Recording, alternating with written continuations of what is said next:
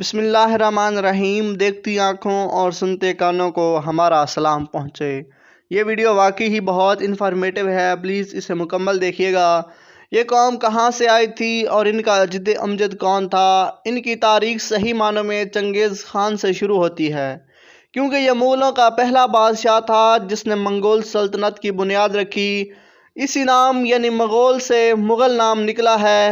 لفظ مغل منگول سے نکلا ہے، چونکہ عربی زبان میں گاف کا حرف نہیں ہوتا، تو جب منگول عرب پر حملہ آور ہوئے تو انہوں نے انہیں مغول کہنا شروع کیا، جس کی وجہ سے یہ قوم مغل بن گئی۔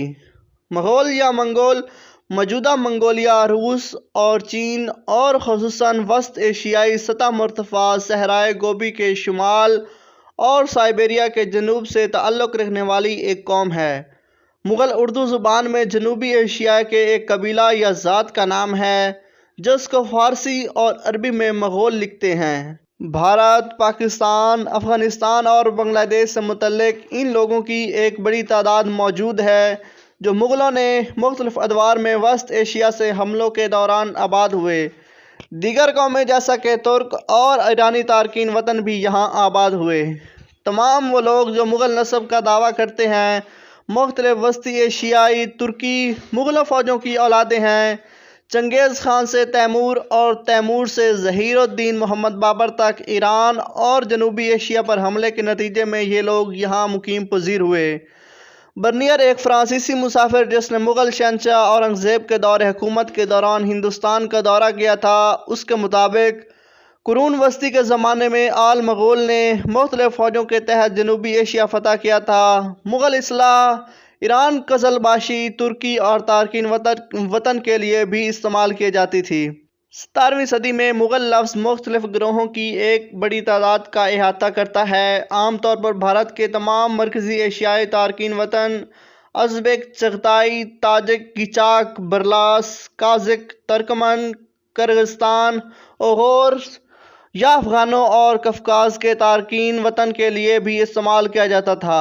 اس وقت مغلوں کی کل آبادی 1 کروڑ کے قریب ہے جو مغول زبان بولتے ہیں۔ منگولیا میں کل 2.7 ملین، چین کے مہلکہ صوبے میں 5 ملین اور روس میں 1 ملین منگول موجود ہیں۔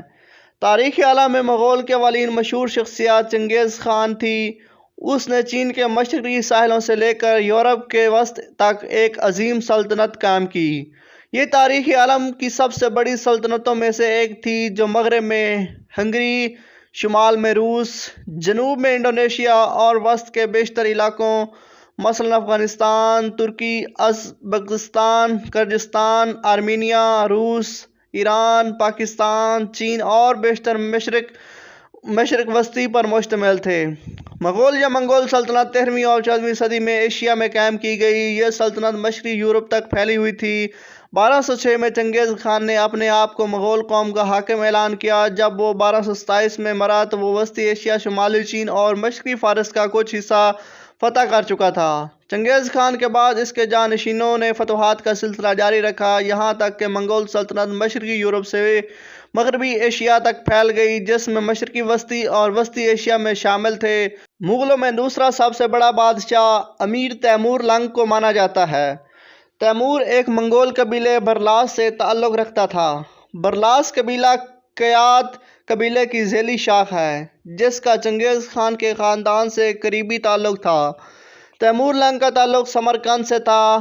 تیمور اپنی زندگی میں 42 ملک فتح کیے۔ وہ دنیا کے چند نادر لوگوں میں بھی شامل ہوتا ہے۔ فتوحات کی وسعت کے لحاظ سے تیمور کا شمار سکندر اعظم اور چنگیز خان کے ساتھ دنیا کے 3 سب سے بڑے فاتح سپہ سالاروں میں ہوتا ہے۔ فتوحات کی کثرت میں وہ شاید چنگیز خان سے بھی بازی لے گیا، لیکن وہ مسلمان ہونے کے باوجود خون ریزی اور سفاکی میں چنگیز خان اور ہلاکو خان سے کم نہیں تھا۔ دلی، اصفہان، بغداد اور دمشق میں اس نے جو قتل عام کیے، ان میں ہزاروں بے گناہ موت کے گھاٹ اتار دیے گئے تھے۔ وہ انتقام کی شدت میں شہر کے شہر ڈھا دیتا تھا۔ خوارزم، بغداد اور سرائے کے ساتھ اس نے یہی کیا۔ صرف مسجد، مدرسے اور خانقاہیں غارت گری سے محفوظ رہتی تھیں۔ حقیقت یہ ہے کہ اس معاملے میں منگولوں کی طرح وہ بھی اللہ تعالیٰ کا عذاب تھا۔ اب ہم پاک و ہند کی طرف آتے ہیں۔ برصغیر پاک و ہند کی بات کی جائے تو شہنشاہ بابر کے دور سے مغلیہ سلطنت کا قیام ہوا اور اس کے ساتھ مغل پورے برصغیر میں پھیل گئے اور ان کی تعداد میں خاطر خواہ اضافہ ہوا اور مغل پاک و ہند میں باقاعدہ بسنے شروع ہو گئے۔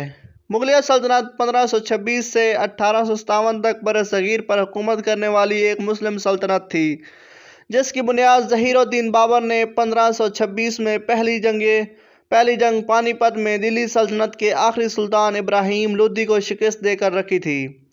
مغلیہ سلطنت اپنے عروج میں تقریباً پورے برصغیر پر حکومت کرتی تھی، یعنی موجودہ دور کے افغانستان، پاکستان، بھارت اور بنگلہ دیش کے ممالک پر مشتمل خطے پر ان کا دورہ تھا۔ اگر ویڈیو اچھی لگی ہو اور یہ انفارمیشن جان کر آپ کو اچھا لگا ہو تو پلیز ویڈیو کو لائک کر دیجیے گا، اور اگر ابھی تک آپ نے ہمارے چینل کو سبسکرائب نہیں کیا تو پلیز چینل کو بھی سبسکرائب کر دیں۔ نیکسٹ ویڈیو تک اپنا بہت سارا خیال رکھیے گا۔ اللہ حافظ۔